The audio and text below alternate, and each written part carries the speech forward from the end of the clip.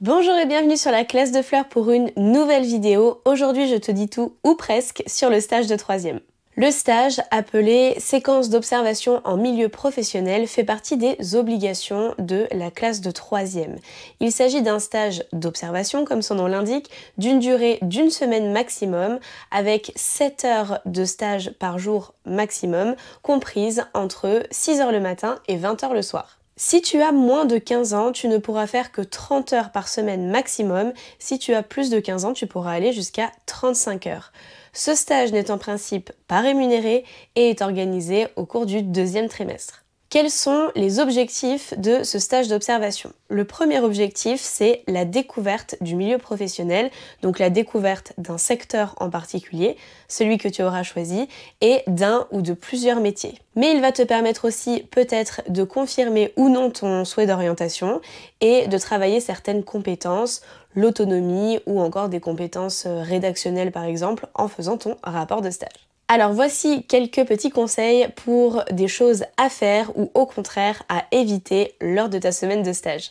Premier élément, renseigne-toi en amont sur l'entreprise, l'association, la structure qui va t'accueillir lors de ton stage.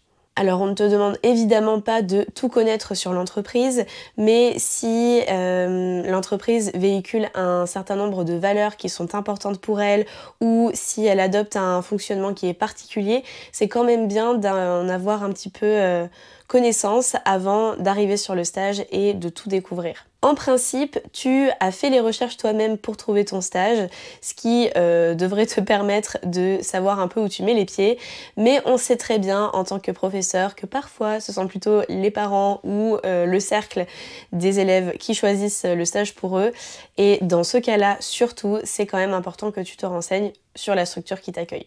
Deuxième conseil, il va de soi, il s'agit de te présenter ou de te représenter lorsque tu arrives sur ton lieu de stage. Normalement, tu as déjà vu ton tuteur ou ta tutrice puisqu'il a rempli la convention de stage, mais il s'agira de te présenter à toutes les personnes que tu auras l'occasion de rencontrer durant ta semaine d'observation, de dire ton prénom, qui tu es, de quelle école tu viens, etc. C'est toujours plus agréable de savoir à qui on a affaire. Troisième point, adopte une tenue de circonstance. Alors, on n'est pas tous d'accord sur ce qu'est une tenue correcte et je ne suis personne pour juger la façon dont tu t'habilles, mais je te conseille vivement d'adopter une tenue à la fois confortable, pratique et adaptée aux activités que tu vas pouvoir réaliser dans ton stage. Donc je te laisse l'appréciation de choisir ce qui te semblera le plus adapté, mais il faut savoir quand même que l'on est aussi jugé de prime abord, c'est bien ou c'est mal, ce n'est pas le sujet, sur la façon de se présenter, la façon dont on parle, mais aussi la façon dont on se tient et les vêtements que l'on porte. Donc autant mettre toutes les chances de son côté pour faire une bonne première impression. Par ailleurs, dans certains secteurs, il y a soit un dress code, soit des uniformes qui sont exigés. Donc n'hésite pas à te renseigner en amont pour être sûr de ne pas faire d'impair. Veille à respecter les horaires qui sont indiqués sur ta convention de stage. Pour moi, être à l'heure, c'est déjà être en retard. Donc le matin, si tu es convoqué à 8h, eh bien essaye d'arriver 10 minutes, un quart d'heure en avance, histoire de rentrer dans le bâtiment, etc.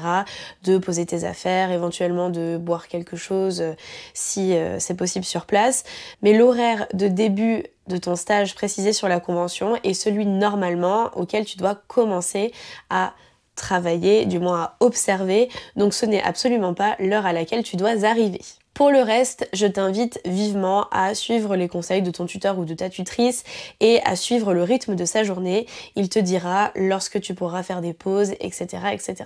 N'oublie pas qu'il s'agit d'un stage d'observation. Je sais que cela peut être frustrant parfois pour certains élèves, mais il se peut qu'il n'y ait absolument aucune tâche qui te soit confiée lors de ce stage, puisqu'on te demande d'observer uniquement. Pour autant, ne sois pas passif, tu peux faire preuve d'initiative en proposant ton aide ou en t'impliquant dans les différentes tâches ou les différentes activités, mais voilà, ne sois pas étonné et ne sois pas frustré si tu ne peux pas faire de tes mains autant de choses que tu le souhaiterais, puisque c'est avant tout un stage pour observer. Intéresse-toi aux personnes que tu rencontres et à leurs activités et éventuellement, si vraiment ça t'intéresse, à leur parcours de vie, les études qu'elles ont faites, etc. N'hésite pas à poser des questions. Le tuteur ou la tutrice prend de son temps pour t'accueillir, donc n'hésite pas à lui demander voilà, tout ce qui te semblera intéressant sur son rôle dans l'entreprise, sur ses activités au quotidien, pourquoi pas sur sa formation comme je te le disais. C'est aussi pour moi un temps d'échange où au-delà d'avoir un stagiaire, on a un humain en face de nous et ça peut être vraiment intéressant de parler de toi d'une part, mais aussi de t'intéresser à la personne qui t'accueille. Parallèlement à ça, n'hésite pas à préparer tes questions en amont et surtout, je te conseille de noter jour après jour, dans un petit carnet pourquoi pas, qui te servira de brouillon pour ton rapport de stage, toutes les tâches que tu as réalisées, tout ce que tu as pu observer et ça te permettra journée par journée d'avoir un bilan et surtout de te souvenir de tout ce que tu as fait durant ta semaine de stage parce que je t'assure qu'il y a des choses que tu vas oublier. Tu peux également demander à faire des photos si cela te semble pertinent, ça pourra aussi te servir pour ton rapport de stage. Alors à mon sens, il ne s'agit pas vraiment de prendre les personnes en photo, mais plutôt soit les personnes dans leurs activités, auquel cas on peut essayer de les cadrer un peu de dos pour qu'on ne les voit pas trop si jamais c'est quelque chose qui embête les personnes, mais tu peux aussi prendre la structure, les bâtiments, les outils s'il y en a, les pièces particulières si cela te semble judicieux. Je te dis des choses de très générales puisque tous les stages sont différents et c'est difficile d'avoir les mots pour chaque situation, mais je pense que proposer des photos dans son rapport de stage, même dans sa présentation orale, ça peut être un vrai plus et ça te permettra aussi de réactiver des souvenirs. Autre point, il faut respecter la confidentialité de la structure ou l'entreprise qui t'accueille. Je pense que le tuteur ou la tutrice te donnera les informations à ce sujet, mais il y a parfois des choses qu'on ne peut pas dire, qu'on ne peut pas partager, ou alors qu'on ne peut pas publier sur les réseaux sociaux, donc il faut vraiment faire attention à ça pour ne pas commettre d'impair. Et en parlant de réseaux sociaux, un point et pas des moindres, il s'agira absolument de ne pas utiliser son téléphone portable. Alors évidemment, s'il y a des photos à faire ou des choses, une recherche sur internet à faire, etc.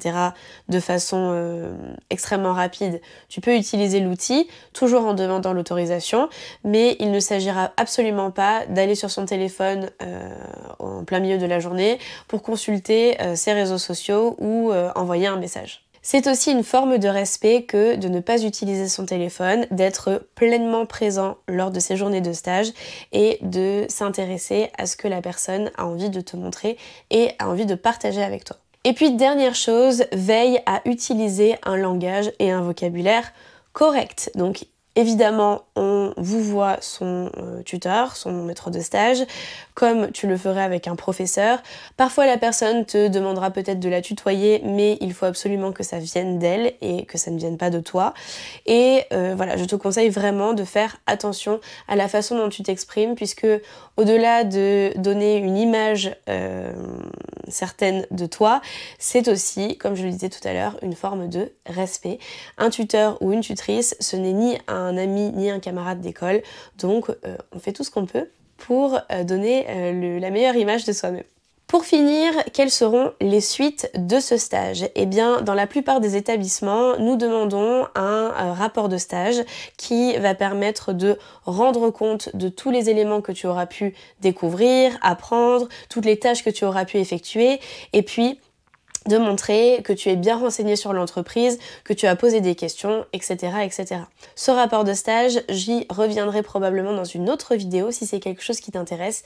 N'hésite pas à me le dire dans les commentaires. Il sera probablement évalué et tu auras également une évaluation par ton tuteur ou ta tutrice durant la semaine de stage qui va pouvoir noter des items tels que la ponctualité, l'investissement, etc., etc.